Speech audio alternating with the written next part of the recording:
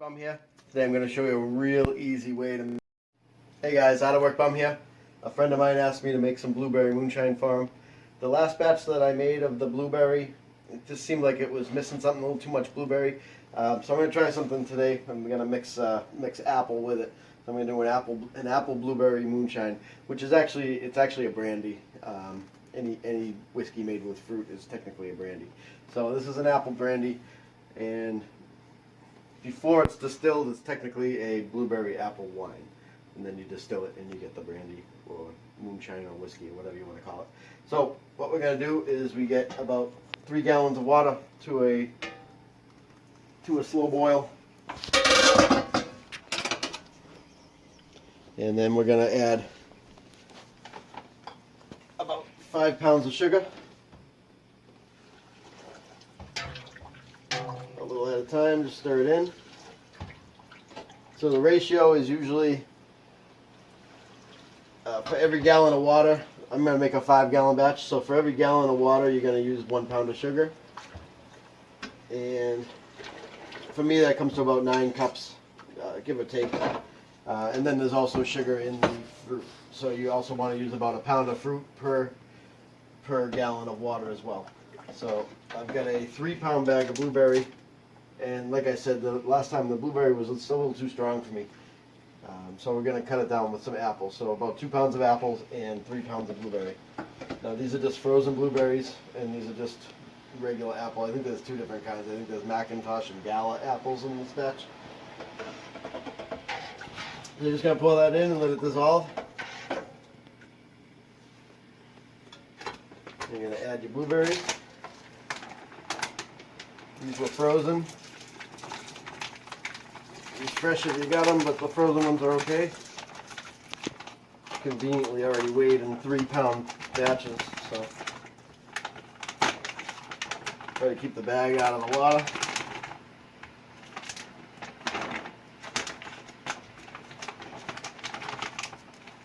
Alright, that's good enough. And then we'll add the apples.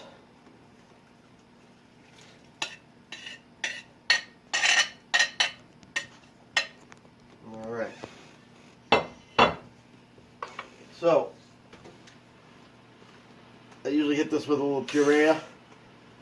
Try to do it without making a huge mess.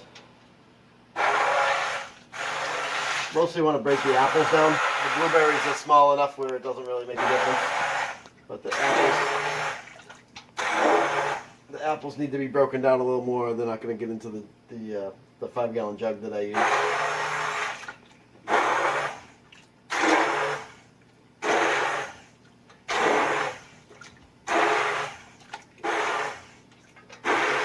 Let me get in here and see.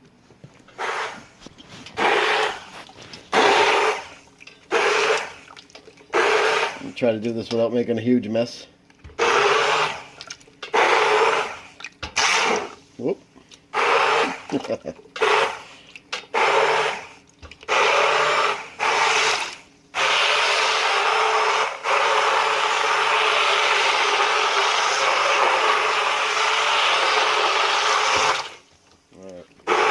They don't have to be 100% broken up, but just enough so it's not making a huge hassle to get into the jug here. It gives the yeast a little more surface area to start breaking that down on as well. Alright, so we're going to let that cook for about half an hour or so, bring it back to a boil, and then we're going to add what's called the amylase. That's an enzyme, and it starts breaking down the sugar a little bit more. And we'll give you the next step after that. So, if you saw my other videos, last week I made a batch of peach moonshine, or brandy, peach brandy. And this is the final product after the distillation. Now, I think making moonshine is illegal. So, if I was to distill that batch that I showed you last week, this is what I would have had. So, in the first, supposed to throw away the first 1/3 to half a cup. I always throw away 1 cup. So this is the heads. This has the ethanol. This is the stuff that makes you go blind and all that bad stuff there. Alright. Then this would be, if it was real alcohol, but this is just water, this would be the amount of the actual good moonshine that you get out of it. So this is high proof. I don't know exactly what the proof is on this, but this is high.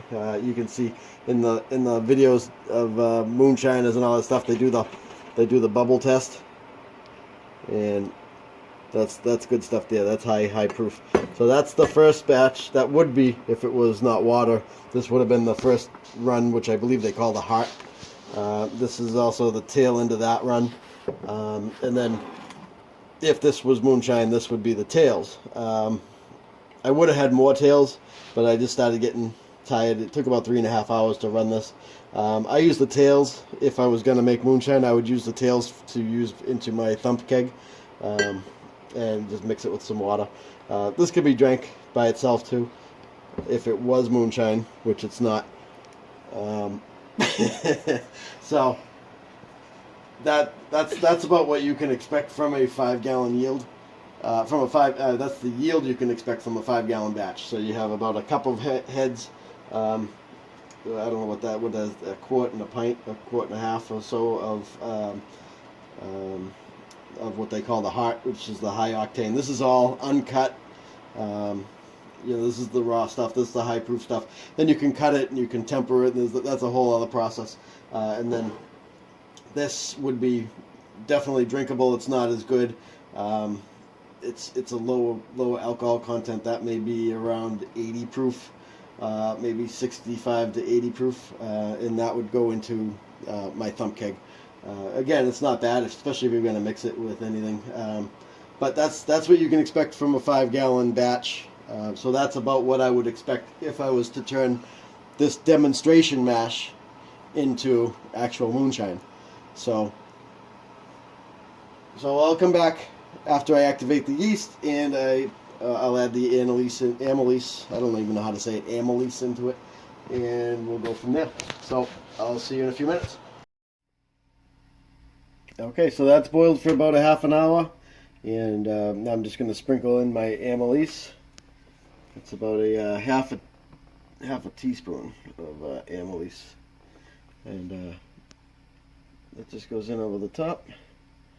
Sprinkle it, give it a stir around, and that's going to help break down the sugars even more. You can do without it. It's not really necessary, but you do get a better product afterwards if you use it.